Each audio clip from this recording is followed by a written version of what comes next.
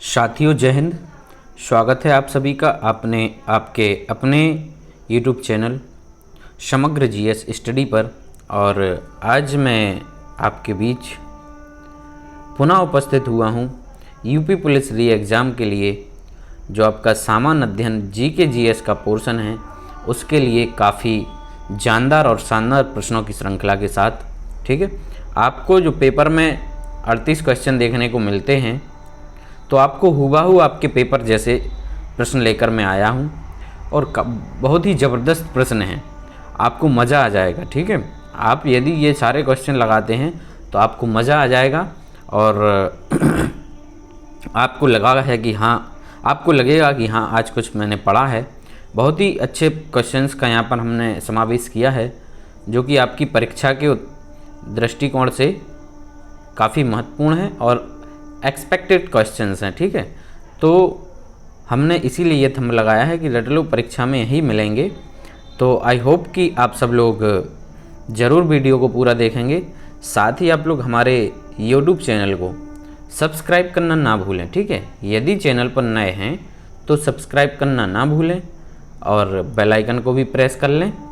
साथ में वीडियो अच्छा लगता है तो इसको लाइक कर दिया करें, अपने यार दोस्तों रिश्तेदारों में शेयर भी कर दिया करें। ठीक है, तो चलिए शुरू करते हैं और लेते हैं हम अपना आज का पहला प्रश्न।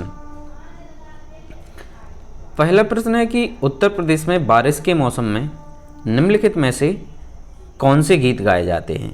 ठीक है, उत्तर प्रदेश में बारिश के मौसम में ऑप्शन ए कह रहे हैं कि बिरहा, बी रसिया, सी चैती और डी कजरी। तो बारिश के मौसम में जो उत्तर प्रदेश में ठीक है लोकप्रिय गीत हैं वो है कौन से। ऑप्शन नंबर यहाँ पर हमारा सही हो जाएगा डी कजरी। ठीक है, कजरी जो लोकगीत हैं ठीक है ये काफ़ी लोकप्रिय हैं और ये महिलाओं के द्वारा गाए जाते हैं। ठीक है, किसके द्वारा गाए जाते हैं, महिलाओं के द्वारा। तो आप लोग ये याद रखेंगे। ठीक है, कजरी। चलिए अगला क्वेश्चन है, प्रसिद्ध सूफी संत ... के वार्षिक उर्स के अवसर पर हिंदू कैलेंडर के कार्तिक महीने में प्रतिवर्ष बाराबंकी में देवा मेला आयोजित किया जाता है। ठीक है, तो कह रहे हैं कि वो सूफी संत कौन थे, उनका नाम क्या है, यहाँ पे हमें उनका नाम बताना है। Option A Nizamuddin Auliya, B Waris Ali Shah, C Muinuddin Chishti और डी दिया है सलीम चिश्ती। तो यहाँ पर हमारा जो राइट आंसर है वो है दोस्त option number B Waris Ali Shah है। ठीक है, वारिस अली शाह ठीक है ये एक सूफी संत हैं। ठीक है, तो इन्हीं के वारिस अली शाह के जो वार्षिक उत्सव के रूप में उर्स का आयोजन किया जाता है वो बाराबंकी में उसे देवा मेला के नाम से जानते हैं। साथ ही उसको देवा शरीफ मेला भी कहा जाता है, देवा शरीफ मेला भी कहा जाता है। ठीक है, चलिए आगे बढ़ते हैं, लेते हैं हमारा अगला प्रश्न। फिर है कि भारत में किस राज्य भर के सभी घरों में छत पर बारिश के पानी का संग्रहण अनिवार्य कर दिया गया है। ठीक है, ऑप्शन ए कह रहे हैं कि उत्तर प्रदेश, बी महाराष्ट्र, सी तमिलनाडु और डी कर्नाटका। ठीक है, तो जो रूप वाटर हार्वेस्टिंग का कॉन्सेप्ट है, ठीक है रूप वाटर हार्वेस्टिंग का कॉन्सेप्ट है, उसमें क्या होता है कि छत पे एक चारों ओर करीब 6-6 इंच की चारों तरफ दीवार बनाई जाती है और छत का जो पाइप होता है, ठीक है छत से जो नीचे पानी नीचे आता है उसके पाइप को एक बोरिंग के माध्यम से, ठीक है एक बोरिंग के माध्यम से इसको हम लोग ज़मीन के अंदर भेज देते हैं। ठीक, तो इससे क्या होता है कि जो भूमिगत जल है, ठीक है भूमिगत जल का जो स्तर है वो बढ़ता है। ठीक है, अंडरग्राउंड वाटर का जो वाटर लेवल है वो इंक्रीज होता है। तो ये जो कॉन्सेप्ट है ठीक है ये तमिलनाडु के सभी घरों में, ठीक है तमिलनाडु के सभी घरों में ये आपको देखने के लिए मिल जाएगा। और ये कब से, वर्ष 2003 से, ठीक वर्ष 2003 से वहाँ पर ये लागू है और ये अनिवार्य है, ठीक है, कंपलसरी है इसका संग्रहण करना। ठीक, चलिए आगे बढ़ते हैं, लेते हैं हम अगला प्रश्न। मध्य प्रदेश में खेती की कृषि विधि, मध्य प्रदेश में खेती की कृषि विधि झूम कृषि को ... भी कहते हैं। कह रहे झूम कृषि को और किस नाम से जाना जाता है मध्य प्रदेश में। ठीक है, तो जो झूम खेती है वो एक प्रकार से कि जो वन क्षेत्र होता है, ठीक है, वन क्षेत्र को साफ करके हम लोग खेती करते हैं। ठीक, जैसे यहाँ खेती करी, यहाँ कटाई करी, यहाँ खेती कर ली। अब कहीं आगे जाना है तो फिर यहाँ यहाँ के वन क्षेत्र को साफ किया और यहाँ भी शुरू कर दी। तो ये जो इस तरीके की खेती होती है वो कहलाती है हमारी झूम खेती। ठीक है, झूम खेती या स्थानांतरण, इसमें हम लोग स्थान बदल बदल के अपना खेती करते हैं। तो इस खेती को मध्य प्रदेश में और किस नाम से जाना जाता है, तो मध्य प्रदेश में इसको जाना जाता है दहिया के नाम से। ठीक है, किस नाम से जाना जाता है, राइट आंसर होगा हमारा यहाँ पर सी, दहिया के नाम से। ठीक, बड़े ही ज़बरदस्त क्वेश्चन है, आप लोग पूरा देखें वीडियो को, मज़ा आ जाएगा आपको क्वेश्चन लगाने में। फिर है पांचवा प्रश्न कि 17वीं सदी के दौरान इब्राहिम आदिल शाह द्वितीय द्वारा लिखी गई कौन सी निम्नलिखित पुस्तक हिंदू देवताओं एवं मुस्लिम सूफियों के गुणगान से संबंधित गानों का संग्रहण है। ऑप्शन ए गीत गोविंद, बी किताब नवरस, सी पादशाहनामा और डी है मुंतखाब उल तवारिक। तो जो इब्राहिम आदिल शाह द्वितीय हैं, ठीक है, इनके द्वारा एक पुस्तक लिखी गई है जिसमें हिंदू और मुस्लिम, ठीक है, दोनों के गुणगान से संबंधित गाने हैं। तो वो जो बुक है वो है किताब नवरस। ठीक है, किताब नवरस, इसमें 59 कविताएं, इस पुस्तक में 59 कविताएं और 17 दोहे, ठीक है, 17 दोहे शामिल हैं। ठीक, तो राइट आंसर हमारा यहाँ पे होगा बी, किताब नवरस। नेक्स्ट है कि कर्नाटक संगीत में आलापना हिंदुस्तानी शास्त्रीय संगीत के ... के समान होता है। तो आलापना या भारतीय शास्त्रीय संगीत है जो हमारा, उसका आलाप, दोनों एक ही चीज़ है। ठीक है, भारतीय शास्त्रीय संगीत का आलाप और कर्नाटक संगीत का आलापना ये एक समान चीज़ है। तो यहाँ पर राइट आंसर हमारा हो जाएगा सी। ठीक, आई होप कि आपको क्वेश्चंस अच्छे लग रहे होंगे और आप साथ साथ सॉल्व कर रहे होंगे, साथ में आप अपनी तैयारी को भी चेक करते जा रहे होंगे कि हमारी तैयारी कैसी है। ठीक, बाद में आप लोग कमेंट करके ज़रूर बताएं कि हमारे कितने क्वेश्चन इसमें सही निकले हैं। ठीक, तो चलिए अब है हमारा प्रश्न कि भारतीय वैज्ञानिक एवं भौतिक विज्ञान के प्रोफेसर ... ने संगीत के प्रति अपने गहरे प्यार के कारण वर्ष 1921 में लंदन की रॉयल सोसाइटी के समक्ष तार के संगीत उपकरणों के सिद्धांत पर शोध पत्र प्रस्तुत किया था। किसने किया था? ए कह रहे हैं कि जगदीश चंद्र बोस, ऑप्शन बी होमी जहांगीर भाभा, सी सी.वी. रमन और डी विक्रम साराभाई। ठीक है, तो इनमें से जो हमारा राइट आंसर है वो है sir CV. Raman. CV. Raman महोदय को, ठीक है, सी.वी. रमन महोदय को फिजिक्स में, ठीक है, फिजिक्स में नोबेल पुरस्कार भी मिला हुआ है। ठीक है, नोबेल पुरस्कार भी मिला है। ठीक, और इन्होंने संगीत उपकरणों के सिद्धांत पर शोध पत्र जो है वो भी प्रस्तुत किया था लंदन में। ठीक, 1921 में।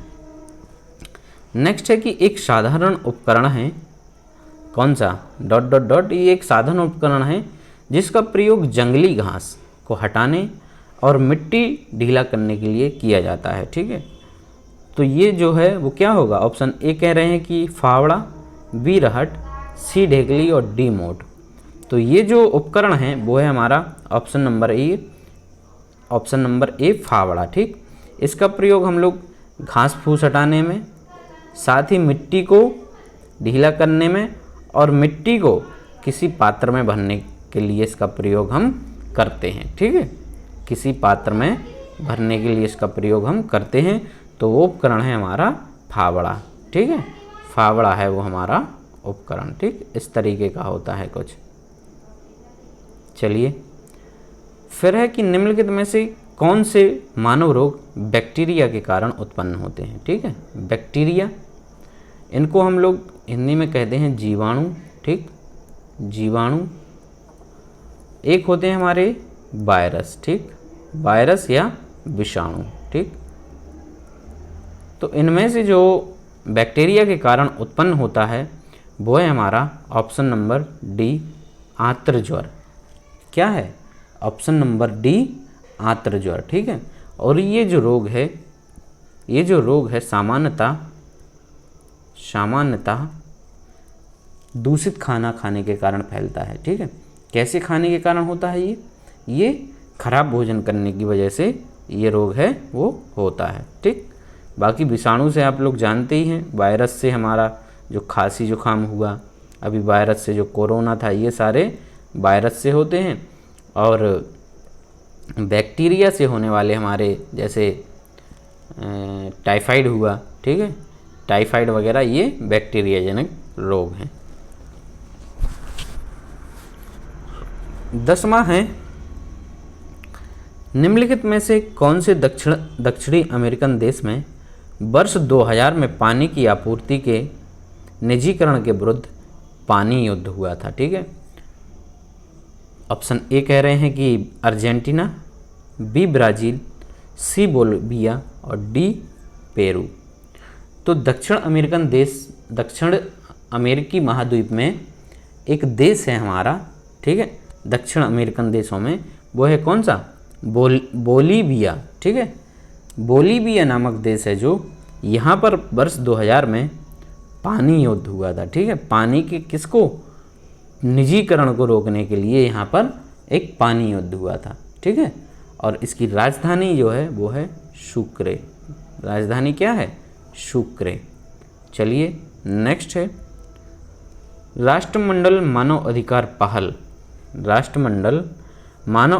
पहल का मुख्यालय ... में स्थित है। कह रहे कहाँ स्थित है? ऑप्शन ए लंदन, बी अकरा, सी नई दिल्ली और डी सिडनी। तो वर्ष 1987 में, कब? वर्ष 1987 में राष्ट्रमंडल मानव अधिकार पहल का क्या हुआ? गठन हुआ था। ठीक है, जिसका उद्देश्य था कि जो मानव अधिकार हैं, इसके गठन का जो उद्देश्य था वो मानव अधिकारों को बढ़ावा देने और साथ ही उनको बचाने का था। ठीक है, मानव अधिकार को बढ़ावा देना और उनको बचाना इसका मुख्य उद्देश्य था। और इसका जो मुख्यालय है वो है हमारे भारत की राजधानी नई दिल्ली में। कहाँ पर स्थित है? भारत की राजधानी नई दिल्ली में। तो ऑप्शन नंबर सी हमारा यहाँ पर सही हो जाता है। आगे है कि प्रधानमंत्री पीएम मोदी ने, ठीक है, शपथ ग्रहण करने के बाद सर्वप्रथम किस विदेशी देश का दौरा किया था? माननीय पीएम नरेंद्र मोदी जी मई 2014 में पहली बार, ठीक है, प्रधानमंत्री पद पर आसीन हुए थे। तो उस समय जब ये प्रधानमंत्री बने तो जो सर्वप्रथम विदेशी भ्रमण था उनका, किसी विदेशी देश का दौरा था, वो सबसे पहले किया था उन्होंने। कब? मई में प्रधानमंत्री बने थे और जून 2014 में सर्वप्रथम वो कहाँ गए थे? वो गए थे भूटान। ठीक है, तो राइट आंसर हो जाएगा हमारा सी वाला। सबसे पहले कहाँ गए थे? भूटान गए थे। तो मोदी जी ने पहली जो विदेश यात्रा थी वो भूटान की थी एज ए प्रधानमंत्री। नेक्स्ट है, निम्नलिखित में से कौन सा देश भारतीय राज्य उत्तर प्रदेश से सीमाएं साझा करता है? तो हम जानते हैं कि जो उत्तर प्रदेश से सीमाएं साझा करता है वो है हमारा ऑप्शन नंबर सी, नेपाल। ठीक है, ऑप्शन नंबर सी, नेपाल। ठीक है, तो नेपाल के साथ जो भारत की सीमा है वो 1751 किलोमीटर लंबी है। ठीक है, 1751 किलोमीटर लंबी है भारत की नेपाल के साथ सीमा। साथ ही उत्तर प्रदेश तो नेपाल के साथ सीमा साझा करता ही है, इसके अलावा और कौन कौन से राज्य हैं जो करते हैं? एक है बिहार, ठीक है, बिहार की सीमा भी नेपाल से होती है, ठीक, टच। और इसके अलावा हमारा उत्तराखंड भी होता है, ठीक है, उत्तराखंड, यूपी तो है ही हमारा, ठीक, यूपी की तो होती ही है। और इसके अलावा पश्चिम बंगाल, ठीक है, पश्चिम बंगाल और सिक्किम, ठीक है, पश्चिम बंगाल और सिक्किम। 1 2 3 4 और 5, ये जो 5 राज्य हैं ये नेपाल के साथ अपनी सीमा क्या करते हैं, साझा करते हैं। और जो भारत की कुल सीमा है जो नेपाल के साथ साझा होती है वो है 1751 किलोमीटर, ठीक है, कितनी है, 1751 किलोमीटर। चलिए अगला क्वेश्चन, 14वां प्रश्न है कि बिम्स्टेक एक उप क्षेत्रीय समूह है जिसमें दक्षिण एशिया एवं दक्षिण पूर्वी एशिया के 7 देश शामिल हैं, जिसका मुख्यालय ... में है। कहाँ पर है? ऑप्शन ए कह रहे हैं काठमांडू, बी नई दिल्ली, सी कोलंबो और डी ढाका, ठीक है। तो जो बिम्स्टेक ये एक क्षेत्रीय समूह है, ठीक है। बिम्स्टेक का जो पूरा नाम है, ठीक है, बिम्स्टेक का पूरा नाम है वो है बे ऑफ बंगाल, बी से क्या हो गया, बे ऑफ बंगाल, आई से हो गया इनिशिएटिव फॉर मल्टी, एम से हो गया मल्टी सेक्टोरल, ठीक है, मल्टी सेक्टोरल, टी से टेक्निकल एंड इकोनॉमिकल, ई से क्या हो गया इकोनॉमिक, सी से हो गया कोऑपरेशन, ठीक है। तो ये एक समूह है जिसकी स्थापना 1997 में हुई थी, ठीक, 1957 में हुई थी। और इसमें 7 देश हैं, ठीक है। इस समूह में कितने देश हैं? 7 देश हैं। वो 7 देश कौन कौन से हैं? भारत, बांग्लादेश, म्यांमार, श्रीलंका, भूटान, नेपाल व थाईलैंड, ठीक है। जिसका मुख्यालय, इसका मुख्यालय जो है वो बांग्लादेश की राजधानी, क्या है बांग्लादेश की राजधानी? बांग्लादेश की राजधानी है ढाका, ठीक है, ढाका में है। तो राइट आंसर क्या हो जाएगा? डी हो जाएगा। चलिए 15वां है कि निम्नलिखित में से किस जिले को राष्ट्रीय राजधानी क्षेत्र के 23वें जिले के रूप में शामिल किया गया है, ठीक है, राष्ट्रीय राजधानी क्षेत्र एनसीआर। तो एनसीआर में जो 23वां जिला है वो उत्तर प्रदेश का से लिया गया है और उस जिले का नाम है ऑप्शन नंबर ए शामली। क्या है? Option number A Shamli. और जो सर्वाधिक एनसीआर में जिले हैं वो कहाँ के हैं? सर्वाधिक जो जिले हैं, ठीक, या क्या कहा जाए कि सर्वाधिक कौन से राज्य का क्षेत्र है? तो वो है किसका? हरियाणा का, ठीक है। एनसीआर में सर्वाधिक कौन से राज्य का क्षेत्र है? हरियाणा का है। नेक्स्ट, माल और सेवा कर, ठीक है, जीएसटी पर संसदीय संशोधन बिल को किस राज्य ने सर्वप्रथम अनुमोदित किया था? ये जो क्वेश्चन है जीएसटी का, ये लगभग हर सेट में पूछा जाता है। 101वां संविधान संशोधन, ठीक है, 101वां संविधान संशोधन, और इसको लागू होने की जो तिथि है वो है 1 जुलाई 2017, ठीक है, 1 जुलाई 2017 से लागू हुआ था। और इस बिल को, ठीक है, इस बिल को सर्वप्रथम जो राज्य है वो है हमारा यहाँ पर ऑप्शन नंबर सी असम, ठीक है। असम ने इसको सर्वप्रथम क्या किया था? पारित किया था। सर्वप्रथम किसने पारित किया था? असम ने। चलिए आगे बढ़ते हैं, बड़ी तसल्ली के साथ करेंगे, कोई जल्दबाजी नहीं, खूब समय है अभी, आप लोग अच्छे से एक एक क्वेश्चन को समझते चलें, ठीक है, और पढ़ते चलें।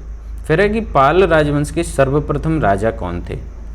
पाल राजवंश के सर्वप्रथम राजा कौन थे, यानी संस्थापक कौन थे? सर्वप्रथम बोले तो संस्थापक, तो जो पाल राज्य के संस्थापक राजा थे वो थे हमारे ऑप्शन नंबर ए गोपाल पाल, ठीक है, option number A Gopal Pal. Next है, ऐसे बागान जहां बिक्री के लिए एक नगद फसल उगाई जाती है उसे ... के रूप में जाना जाता है। ऑप्शन ए निर्वाह खेती, बी किचन गार्डन, सी झूम खेती और डी जो है रोपण खेती, तो ऐसी खेती को हम लोग वाणिज्यिक खेती भी कहते हैं। ठीक है, वाणिज्यिक खेती, वाणिज्यिक खेती। साथ में यहाँ पर जो राइट आंसर है वो है हमारा डी, रोपण खेती। ठीक है, रोपण खेती। ठीक है, इसमें इस कृषि में इसका उद्देश्य जो होता है कि इसको डायरेक्ट बेचकर पैसे कमाना। ठीक है, डायरेक्ट बेचकर पैसे कमाना, ये जो खेती है वो वाणिज्यिक खेती के अंतर्गत आती है। 19वां है कि नेपच्यून के अलावा अन्य किस ग्रह को नीला ग्रह कहते हैं। ये तो काफ़ी सिंपल ही क्वेश्चन पूछ लिया। अगर ये कहते ही कि पृथ्वी के अलावा किस ग्रह को नीला ग्रह कहते हैं तब थोड़ा शायद टफ हो जाता। ठीक है, तो पृथ्वी पर पानी की वजह से, ठीक है, पृथ्वी पर पानी की वाटर की अधिकता होने की वजह से अंतरिक्ष से जो पृथ्वी है वो कैसी दिखाई देती है, नीली दिखाई देती है। तो यहाँ पर राइट आंसर होगा हमारा क्या हो जाएगा, ए। ठीक है, ए हो जाएगा। पृथ्वी को भी नीला ग्रह कहा जाता, ये तो सभी जानते हैं। नेक्स्ट है, निम्नलिखित में से कौन सा विकल्प निष्क्रिय गैस नहीं है। निम्नलिखित में से कौन सा विकल्प निष्क्रिय गैस नहीं है। ठीक है, तो निष्क्रिय गैसें वो होती हैं, निष्क्रिय जो गैसें होती हैं वो तो ना, वो ऐसी गैसें जो ना तो इलेक्ट्रॉनों को ग्रहण करती हैं और ना ही मुक्त करती हैं। ठीक है, ना तो ये इलेक्ट्रॉनों को ग्रहण करती हैं, ठीक है, और ना ही मुक्त करती हैं। ठीक है, जब भी कोई एलिमेंट किसी इलेक्ट्रॉन को ग्रहण करता है तो उस पर क्या आता है, नेगेटिव का साइन, और जब किसी को मुक्त करता है तो उसको पॉजिटिव का साइन। ठीक है, तो नोबल गैसेस ये न्यूट्रल होती हैं। ठीक है, न्यूट्रल होती हैं, और इनमें से जो नोबल गैसेस नहीं हैं वो है हमारी कौन सी, क्लोरीन। ठीक है, राइट आंसर क्या हो जाएगा, डी, क्लोरीन हमारी नोबल गैस नहीं है। हम लोग पहले पढ़ते थे जब पीरियोडिक टेबल में, इसको एक लर्न करने की ट्रिक थी नोबल गैसों की, वो ट्रिक मैं आपको बताता हूँ। नोबल गैसेस हैं हमारी हीलियम, ठीक है, neon Ne, argon Ar, krypton Kr, Xe, xenon और Rn, रेडॉन, साथ में ऑर्गेनेशन OG करके होती है ये एक ऑर्गेनेशन। तो इसकी जो ट्रिक थी हम लोग यूज करते थे इसको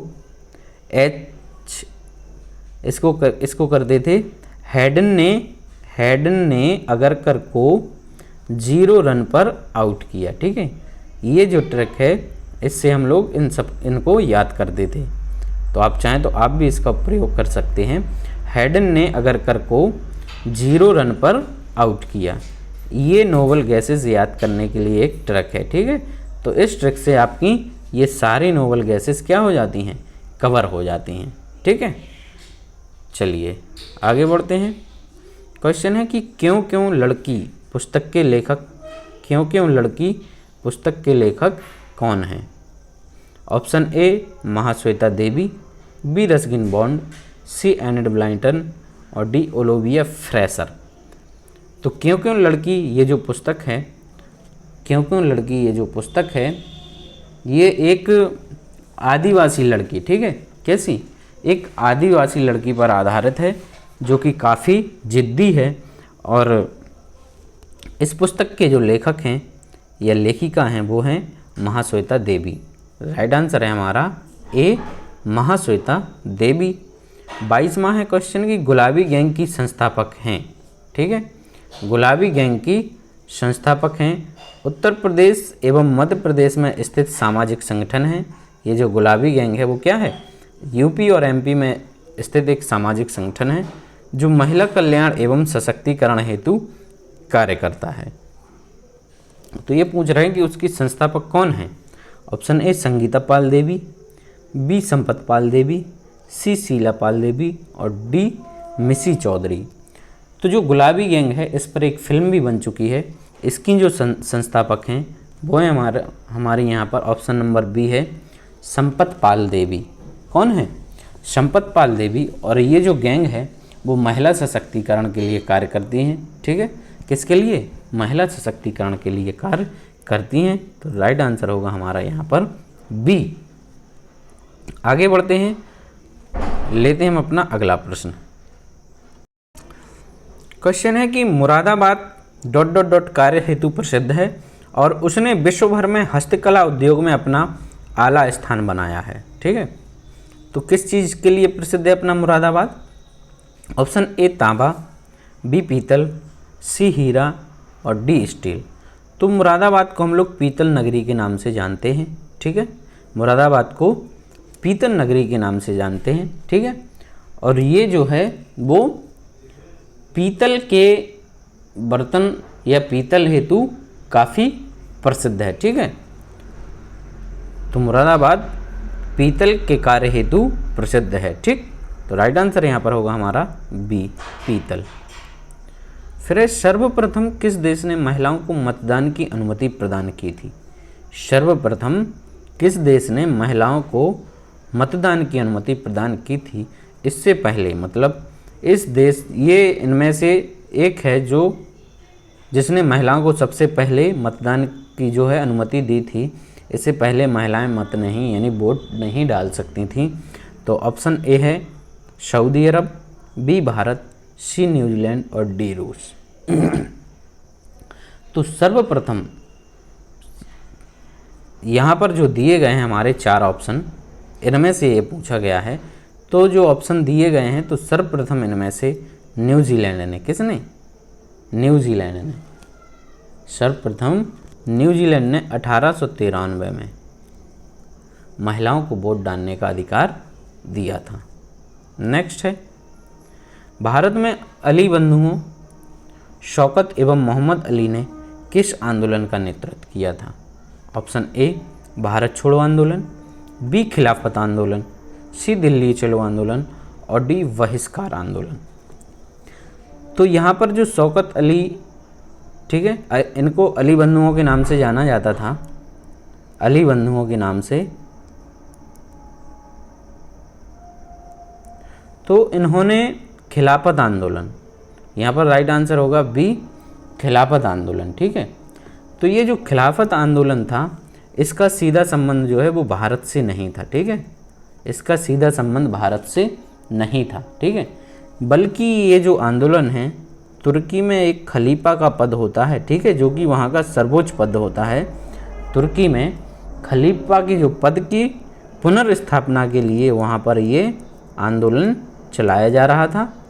और भारत में इस आंदोलन का नेतृत्व किया था अली बंधु और अली बंधुओं ने, शौकत एवं मोहम्मद अली ने। ठीक है, किसने किया था? शौकत एवं मोहम्मद अली ने। तो यहाँ पर जो राइट आंसर होगा वो होगा बी। 26वां प्रश्न है कि भारतीय संविधान के भाग 4 में, भारतीय संविधान के भाग 4 में ... का विवरण प्रस्तुत किया गया है। ठीक है, तो भाग 1 कहता है कि भारत राज्यों का संघ होगा। ठीक है, भाग 1 में भारत राज्यों का संघ है। दूसरे में हमारी आ जाती है नागरिकता। दूसरे में क्या आती है? नागरिकता। तीसरे में आते हैं हमारे मूलभूत अधिकार। तीसरे में क्या आते हैं? मूलभूत अधिकार। और चौथा जो है, चौथे में आते हैं राज्य के नीति निर्देशक तत्व। तो यहाँ पर राइट आंसर होगा भाग 4 में होंगे राज्य के नीति निर्देशक सिद्धांत। ठीक है, राज्य के नीति निर्देशक सिद्धांत। ठीक है, चलो नेक्स्ट है, काली मिट्टी को ... भी कहते हैं। ऑप्शन ए रैगुर, बी ह्यूमस, सी वांगर और डी क्रिस्टलीय। तो जो काली मिट्टी है दोस्त, ये जो काली मिट्टी है ये सबसे उपजाऊ मिट्टी है। ठीक है, सबसे अधिक उपजाऊ मिट्टी है। काली मिट्टी सबसे अधिक उपजाऊ मिट्टी है। ठीक है, और इसको हम लोग एक अन्य नाम से भी जानते हैं, वो है रेगोर। ठीक है, क्या कहते हैं? रेगोर। ठीक, रेगोर। और कपास की मिट्टी भी इसको कहते हैं, कपास की मिट्टी। ठीक है, ये सर्वाधिक उपजाऊ मिट्टी है। नेक्स्ट 28वां क्वेश्चन है कि सरदार वल्लभ भाई पटेल कृषि और तकनीकी विश्वविद्यालय SVPUAT भारत के उत्तर प्रदेश राज्य के ... में स्थित एक कृषि विश्वविद्यालय है। तो ये कह रहा है कि यूपी में ये एक कृषि विश्वविद्यालय है। कौन सा? सरदार वल्लभ भाई पटेल। तो ये किस ज़िले में है? ठीक है, यूपी के किस ज़िले में स्थित है या किस जगह पर स्थित है?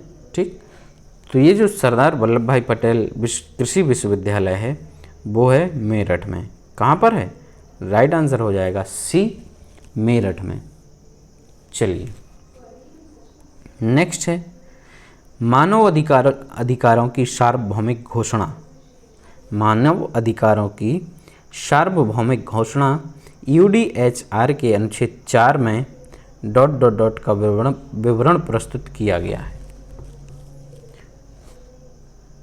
मानव श्रेणी में आने वाले सभी को क्या है? मानव अधिकार प्राप्त हैं। ठीक है, जो मानवों की श्रेणी में आते हैं सभी को कुछ ना कुछ क्या है? सभी मानवों को मानव अधिकार प्राप्त हैं। ठीक है, तो मानव अधिकारों की जो सार्वभौमिक घोषणा है, ठीक है, उसके आर्टिकल 4 में गुलामी से स्वतंत्रता का विवरण प्रस्तुत किया गया है। राइट आंसर होगा हमारा यहाँ पर ए, गुलामी से स्वतंत्रता। ठीक, इसके बारे में इसमें बताया गया है। और जो विश्व भर में मानव अधिकार दिवस, ठीक है, विश्व भर में मानव अधिकार दिवस कब मनाया जाता है? मानवाधिकार दिवस मनाया जाता है वो है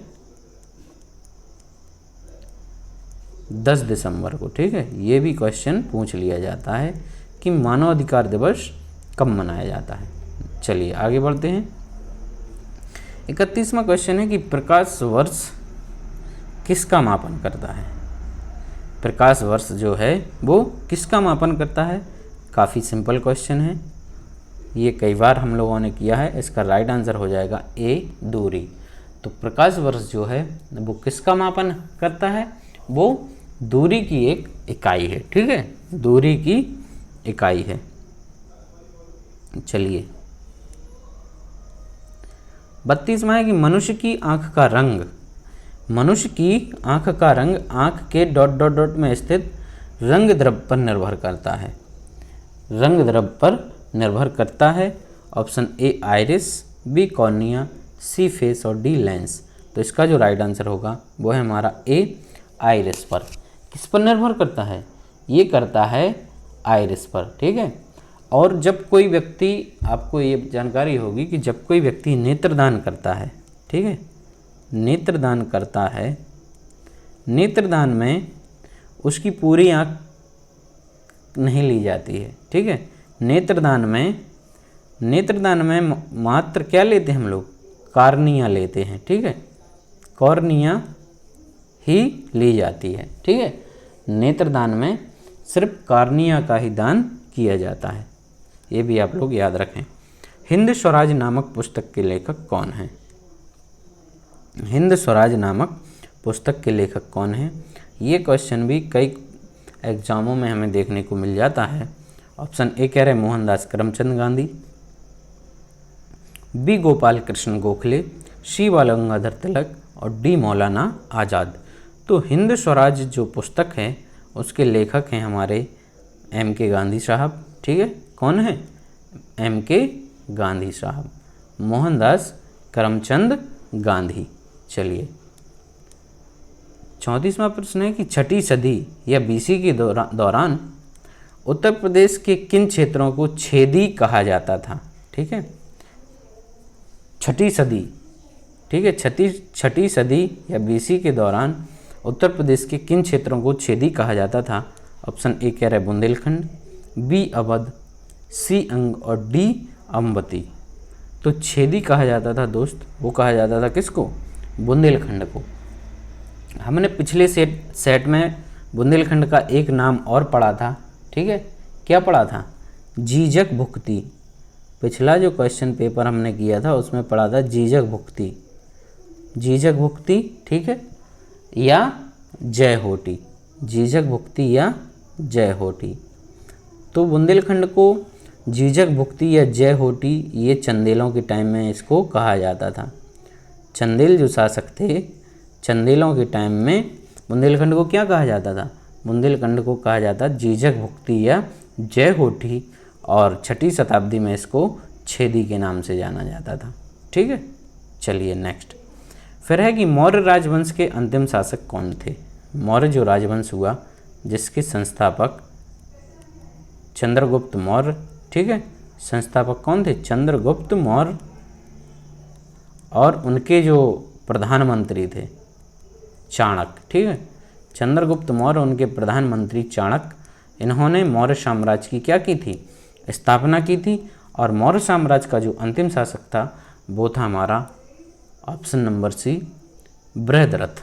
कौन था? Option number C Brihadratha. चलिए 36वां प्रश्न है, प्राचीन भारत में जमदग्नि ऋषि का आश्रम, जमदग्नि ऋषि का आश्रम जमानिया में था, जो कि वर्तमान उत्तर प्रदेश के ... जिले में है। ठीक है, तो ये जो जमदग्नि जो थे, ठीक है, जमदग्नि ऋषि हैं, ये किसके? ये परशुराम के पुत्र थे। ठीक है, भगवान परशुराम के ये पुत्र थे जमदग्नि, जमदग्नि ऋषि। ठीक है, और इनका जो आश्रम था वो जमानिया में था। ठीक, कहाँ पर? जमानिया में था, जो कि वर्तमान में उत्तर प्रदेश के कहाँ पर? गाजीपुर ज़िले में पड़ता है। किसमें? गाजीपुर ज़िले में। राइट आंसर क्या हो जाएगा? बी। चलिए 37वां प्रश्न है, राजा हर्षवर्धन ने ...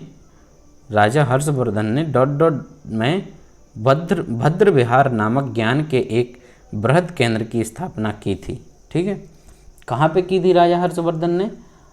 तो राजा हर्षवर्धन ने जो भद्र विहार नामक ज्ञान के एक केंद्र की स्थापना की थी वो की थी, राइट आंसर होगा यहाँ पर ऑप्शन नंबर ए, मथुरा में। ठीक है, कहाँ पर की थी? मथुरा में। चलिए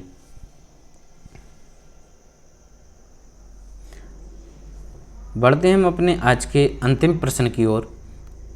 अंतिम प्रश्न है कि उर्दू शायरी में फिराक गोरखपुरी के नाम से कौन प्रसिद्ध है? फिराक गोरखपुरी के नाम से कौन प्रसिद्ध है? ऑप्शन ए कह रहे हैं कि द्वारका प्रसाद, बी बिशन नारायण, सी रघुपति सहाय, और डी नवल किशोर। तो दोस्तों राइट आंसर है यहाँ पर हमारा सी रघुपति सहाय। ठीक है, रघुपति सहाय हैं जो वो एक क्या हैं? ये उर्दू के कवि हैं रघुपति सहाय, जिन्हें फिराक गोरखपुरी के नाम से भी जाना जाता है। तो इसी प्रश्न के साथ आज की जो हमारी श्रृंखला है वो यहीं समाप्त होती है। आई होप कि आपको आज जो हमने क्वेश्चंस लिए हैं वो काफ़ी अच्छे लगेंगे, और ये निश्चित ही आपके पेपर में आपको देखने को मिल जाएंगे इनमें से। तो आप ये मान के चलिए कि यदि आप हमारे साथ तैयारी करते हैं तो आपका सिलेक्शन पक्का है। तो यदि वीडियो आपको अच्छा लगा है तो आप लोग वीडियो को लाइक करें, और चैनल पर नए हैं तो सब्सक्राइब करना दोस्त ना भूलें। ठीक है, चैनल को सब्सक्राइब ज़रूर करें। कल फिर मिलते हैं एक नए वीडियो के साथ और बेहतरीन प्रश्नों के साथ। तब तक के लिए आप सभी के लिए थैंक यू, धन्यवाद।